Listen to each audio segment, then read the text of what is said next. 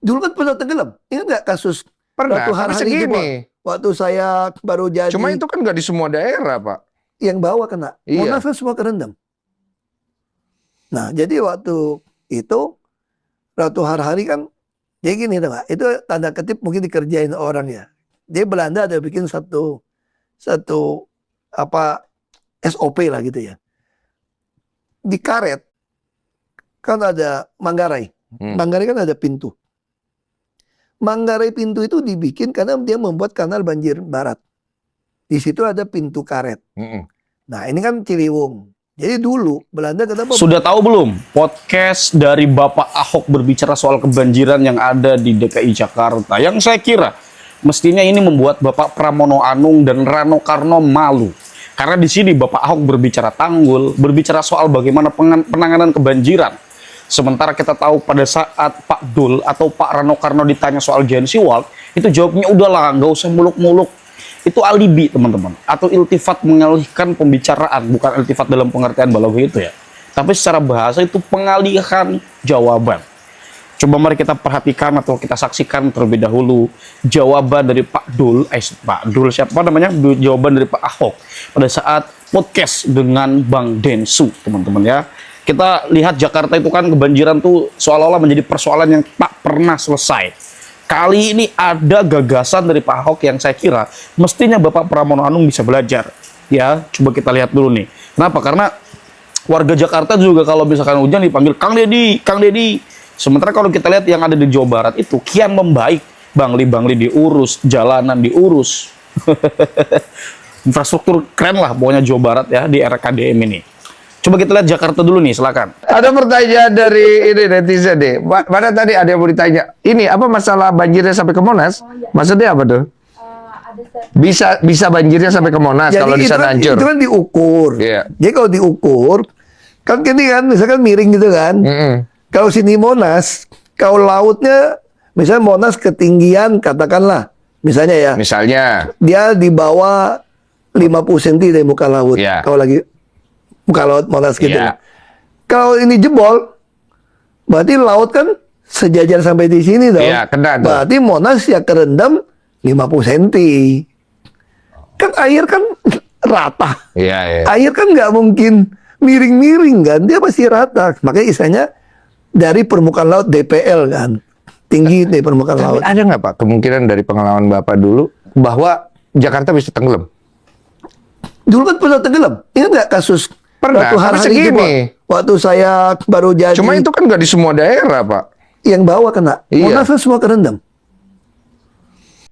Dulu kan pernah tenggelam. Ingat nggak kasus Ratu Harhari itu, Pak? Waktu saya baru jadi. Cuma itu kan nggak di semua daerah, Pak. Yang bawah kena. Monas kan semua kerendam. Nah, jadi waktu itu Ratu Harhari kan, dia gini, Pak. Itu tanda ketip mungkin dikerjain orang ya. Dia Belanda ada bikin satu apa SOP lah gitu ya. Di karet kan ada Manggarai. Manggarai kan ada pintu. Manggarai pintu itu dibikin karena dia membuat kanal banjir barat. Di situ ada pintu karet. Nah, ini kan Ciliwung. Jadi dulu Belanda kenapa buang ke barat? Karena air jangan banjir istana, jangan banjir pelabuhan kota. Belanda itu sentral banget soal waktu itu. Belum ada banjir kanal timur nih. Jadi Ciliwung datang, makanya di Bogor ada Katulampa, kalau ada siaga 1, lu tinggal berapa jam, mungkin 8 jam, 7 jam, hati-hati Jakarta pasti banjir. Dia turun kan? Kan dia turun kan, karena nggak bisa. Makanya di situ Belanda berusaha mindahin air ke kanal banjir barat. Dia dorong ke sana. Nah di situ dibuatlah SOP. Kalau pintu di karet ini siaga 1, berarti yang ke barat ini udah tinggi nih. Maka mau tidak mau yang di Manggarai ini harus dibuka. Kalau ini dibuka, mesti lapor istana, karena pasti istana tenggelam. Istananya pasti banjir. Nah, kenapa ini mesti dibuka? Karena kalau namanya kanal, tanggul, kalau air udah lintasi tanggul, walaupun dia baru, pasti roboh. Ini nih teori ini. Makanya dulu di Jakarta, kami kan baru sama Pak Jokowi. Orang PU kagak kasih tahu kami itu tentang protap ini. Udah kejadian baru gue panggil PU, gue pelajarin sendiri, gue panggil data Belanda, baru gue dapat bacaannya. Itu pun juga masih salah. nggak perlu cerita ini. Kenapa? Karena Pak Harto tahun 80 itu bangun waduk fluid. Sayang waduk fluidnya itu Penuh udah sampah. penuh lumpur, Iya. nggak bisa nampung lagi Iya, nih. iya. Aku beresin. Iya, saya tahu itu. Nah, terus aku bikin sodetan ke timur. Taman terus masalah lah. Mm-mm. Ada yang bela-belain bilang saya kejem lah, macam-macam lah. Iya. Termasuk penghubung di Mangga 2 semua tuh mesti diberesin nih. Nah, makanya waktu zaman saya kan Jakarta banjirnya kan relatif cepat. Iya. Nah, Bisa terkondisikan lebih baik, saya tahu. Cuma kok yang itu. saya takut sekarang di waduk fluid nih setelah kita gali. Dia cuma tembok batako. Tanggul di Ratu Harhari saja yang begitu lebar, betul air lewat, roboh. Yang Jakarta tenggelam dong. Karena waduk fluid nggak berfungsi mesinnya. iya. Air laut masuk nggak bisa pompa. Nggak bisa keluar. Nah sekarang kalau air laut lagi pasang, terus lagi hujan, katulampa lagi tinggi, ini turun nih. Jadi. Nah, terus kalau laut itu sekarang katanya kan ada istilahnya apa ya? Global warming gitu ya. Iya, iya, iya. Ada angin, typhoon segala macam, ombak kan relatif lebih tinggi, lebih keras. Tentu Jakarta Utara masih relatif aman lah, karena kan bukan samudra kan.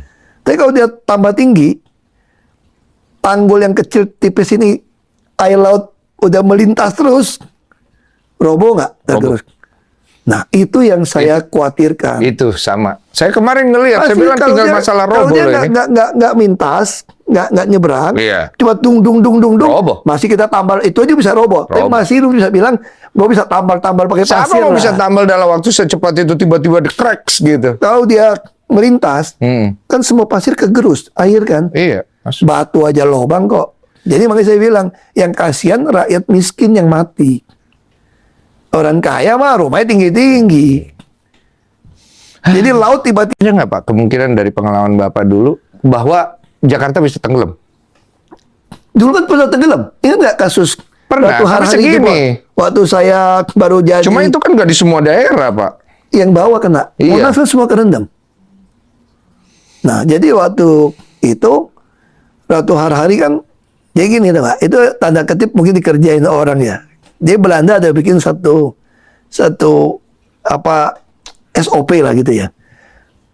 Di karet kan ada Manggarai. Manggarai kan ada pintu. Manggarai pintu itu dibikin karena dia membuat kanal banjir barat. Di situ ada pintu karet. Mm-mm. Nah, ini kan Ciliwung. Jadi dulu Belanda kenapa buang ke barat?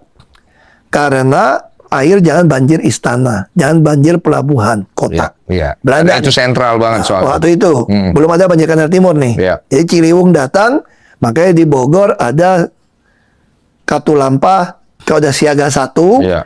lu tinggal berapa jam, mungkin 8 jam, 7 jam, hati-hati Jakarta pasti banjir. Iya, dia turun kan? Kan dia turun kan, karena nggak bisa. Makanya di situ Belanda berusaha mindahin air ke kanal banjir barat. Dia dorong ke sana. Nah di situ dibuatlah SOP. Hmm. Kalau pintu di karet ini siaga 1, berarti yang ke barat ini udah tinggi nih, Iya.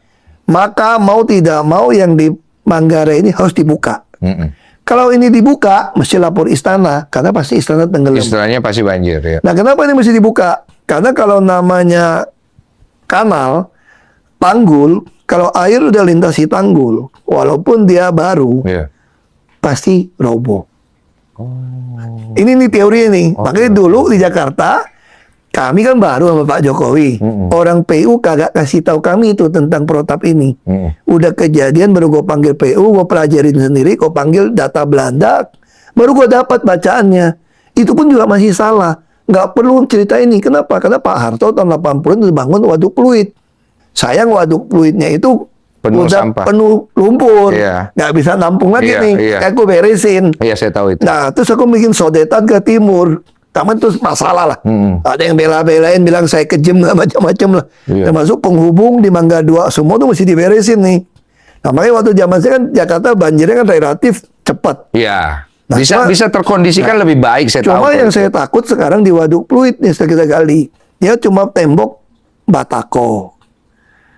Tanggul di Ratu Harhari saja yang begitu lebar, betul air lewat, roboh. Yang Jakarta tenggelam dong. Karena waduk fluid nggak berfungsi mesinnya. iya. Air laut masuk nggak bisa pompa. Nggak bisa keluar. Nah sekarang kalau air laut lagi pasang, terus lagi hujan, katulampa lagi tinggi, ini turun nih. Jadi. Nah, terus kalau laut itu sekarang katanya kan ada istilahnya apa ya? Global warming gitu ya. Iya, iya, iya. Ada angin, typhoon segala macam, ombak kan relatif lebih tinggi, lebih keras. Tentu Jakarta Utara masih relatif aman lah, karena kan bukan samudra kan. Tapi kalau dia tambah tinggi, tanggul yang kecil tipis ini, air laut udah melintas terus, roboh nggak? Terus. Nah, itu yang saya kuat. Mas Pramono, Anda bilang banjir di Jakarta ini banjir kiriman. Yang ngirim banjir siapa? Karena memang banjir yang terjadi di Jakarta sekarang ini boleh dikatakan mayoritas hampir 90% lebih adalah kiriman. Karena curah hujan di Jakarta sendiri cukup rendah, Mas. Tetapi kami tidak mau menyalahkan Jakarta dan Jawa Barat yang sekarang sedang terkena musibah banjir. Semoga kita doakan sama-sama agar banjirnya segera surut dan masyarakat bisa kembali beraktivitas seperti sedia kala. Tapi saya lebih prihatin lagi kepada Gubernur Jakarta nih. Kok malah ada istilah banjir kiriman? Aduh, harusnya berpikir bagaimana solusi agar tidak banjir lagi. Ini malah sibuk sepertinya menyalahkan pihak lain, menyalahkan provinsi lain, katanya ngirim banjir. Woi, air itu jalan sendiri, bos. Ya, memang dari dataran tinggi ke rendah itu memang sifat air, ya, bukan kayak di luar angkasa air terbang-terbang. Lagian siapa yang mau kepengen ngirim banjir? Hah? Ada ngepaketin banjir terus ngirim air pakai ngirim banjirnya pakai apa? Pakai ojol. Harusnya kayak Kang Deddy aja, Gubernur Jawa Barat. Sama-sama loh baru jadi gubernur, ya kan? Yang sebelumnya bukan Kang Deddy juga kan gubernurnya, tapi minta maaf aja selaku gubernur, selaku pelaksana, selaku pemimpin daerah. Ya kan minta maaf kepada warganya, belum bisa memberikan yang terbaik, kan gitu aja gitu loh. Jadi masyarakatnya pun, oh iya ya, mungkin abis ini ada perbaikan yang dilakukan oleh gubernur kami, kan gitu aja. Terus kita bicarakanlah solusinya. Ini malah salahin banjir kiriman. Aduh, mirip Pak Anies ya, salahin angin. Mirip, cocok mereka dua. Jakarta banjir terus di awal tahun, kok bisa sih? Hai semua, nama saya Alvin, saya seorang engineer teknik sipil dengan pengalaman kerja 10 tahun. Mari saya jelaskan secara sederhana tentang dua faktor penyebab utamanya. Jadi kalau di Jakarta udah hujan dari subuh sampai siang, itu udah red flag banget. Air hujan nih harus antri dulu buat masuk ke laut ataupun sungai. Jadi gak hanya mobil kita aja yang kena macet, air juga kena macet. Tapi kenapa Pak dia bisa macet Pak? Ini karena kapasitas drainase kita menurun. Kenapa dia bisa menurun? Karena banyak saluran kita yang dangkal akibat sedimentasi ataupun sampah. Kalian boleh belajar tentang koefisien Manning tentang bagaimana saluran yang tidak terawat itu bisa mengurangi kapasitas drainase. Oke, next, ini masalah kedua yang lebih struktural. Jakarta mengalami land subsidence atau penurunan muka tanah sekitar 5-6 cm per 1 tahun di beberapa daerah. Jadi bayangin aja dalam 5-6 tahun turunnya tuh 30 cm alias 1 penggaris ini. Ini artinya airnya makin naik tapi gak terlalu banyak, tanggul kita makin turun. Kapan-kapan saya bahas tentang seepage deh, dimana kalau airnya lebih tinggi daripada tanggul, akan ada semacam seepage atau rembesan. Balik ke penurunan muka tanah Jakarta, penyebab utamanya adalah pengambilan air tanah. Nah, jadi gini, air dalam pori-pori tanah tuh disedot keluar. Lalu sisa rongkanya itu memadat karena tekanan dari tanah itu sendiri. Itu kita sebut sebagai konsolidasi. Dan tekanan tanah sendiri adalah overburden pressure. Jadi tanahnya yang turun. Memang laut juga naik tapi gak terlalu banyak. Oke, terus solusinya apa dong? Yang pertama adalah kita keruk sedimentasi dan sampah-sampah dari saluran kita agar kapasitas saluran drainase kita meningkat. Lalu yang kedua adalah regulasi yang ketat terkait pengambilan air tanah, terutama yang masif ya. Lalu yang ketiga adalah siapin pompa jauh-jauh hari untuk kondisi hujan ekstrim. Oh ya, by the way, gubernur kita yang berlatar belakang geologi tuh ngerti banget soal beginian. Makanya pompa-pompa tuh disiapin sama dia, sambil pasukan orangnya dia itu kerja. Tapi ironinya, beliau malah masuk penjara, lalu digantikan sama yang berlatar belakang ekonomi. Ya malah banjir sampai sekarang, ya udah nikmatin aja lah. Nah itu yang bisa saya share kali ini. Menurut kalian ada faktor lain nggak? Tulis di kolom komentar pendapat kamu. Dan follow akun ini untuk belajar ilmu teknik sipil yang lainnya. Terima kasih. Jakarta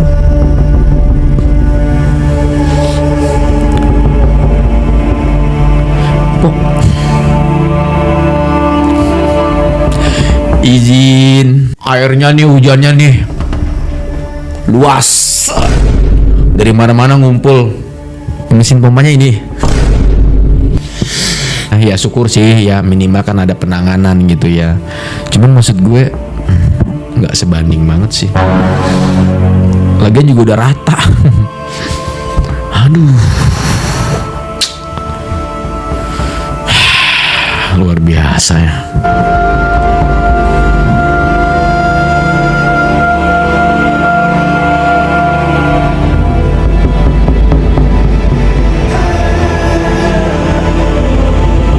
Cuman segini doang pompanya.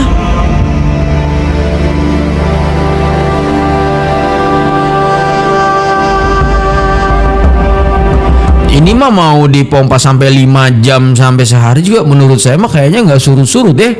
Kalau cuma ngandelin pompa doang nih teman-teman ya, punten ya. Soalnya kan volume air jauh lebih gede menurut saya ini mah. Aduh, kecuali ada drainase pembuangan air gitu ya, baru mungkin akan lebih aman gitu dan prosesnya lebih cepat gitu ya.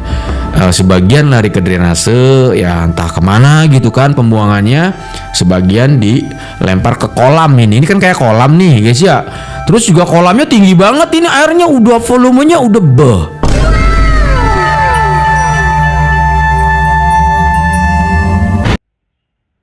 Halo Mas Anies, udah bangun apa belum? Hah?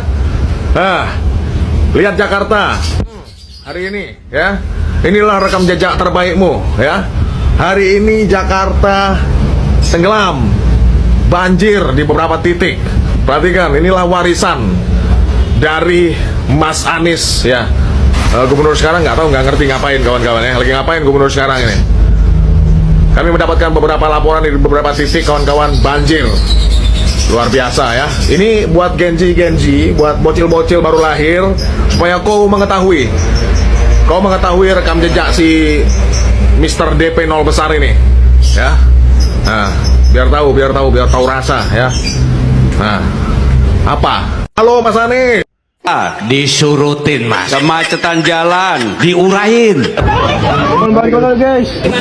Kritik itu merupakan obat yang sangat menyehatkan. Saya katakan Anda pembohong. Saat warga Di Jakarta.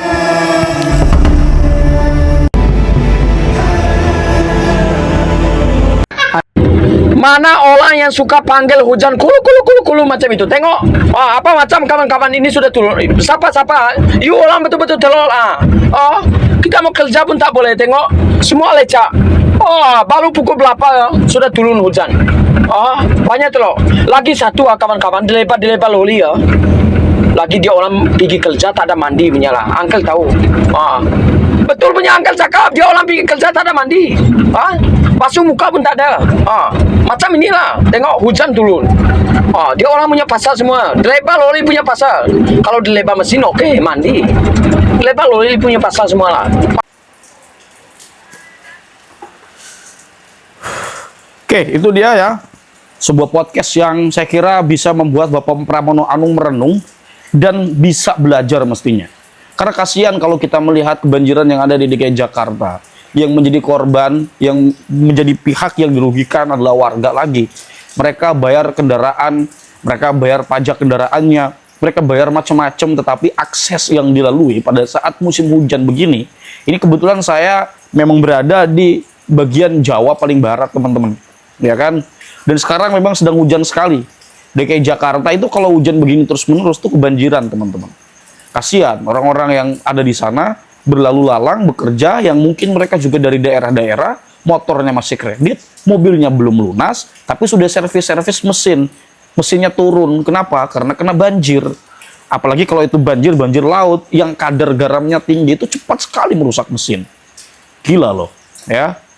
Kita bisa bayangkan lah, motor masih kredit, mobil kredit juga karena belum lunas, tapi sudah kebanjiran.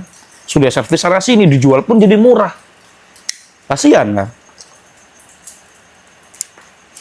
Itu kalau warga-warga mereka memiliki kesadaran bahwa mereka pada saat kebanjiran ini dirugikan, oke lah, faktor alam itu tidak bisa disalahkan siapa-siapa, tetapi penanganan, penyikapan pemerintah kan di situ ada kuasa. Kenapa tidak bisa kemudian harus menangani atau paling tidak memberikan solusi kerja-kerja yang memang secara signifikan ini disosialisasikan kepada masyarakat, bukan malah mengatakan banjir kiriman atau apalah. Jadi faktor eksternal melulu yang dikatakan. Nah, ini PR besar bagi Jakarta untuk bisa menangani kasus kebanjiran ini, teman-teman. Bagaimana menurut teman-teman? Silahkan letakkan di dalam kolom komentar. Kurang lebihnya saya mohon maaf. Hadanallahu wa iyyakum ajma'in. Salam cinta damai untuk semuanya, untuk NKRI tercinta. Wallahu huwal muwaffiq ila aqwamit thoriq. Wassalamualaikum warahmatullahi wabarakatuh.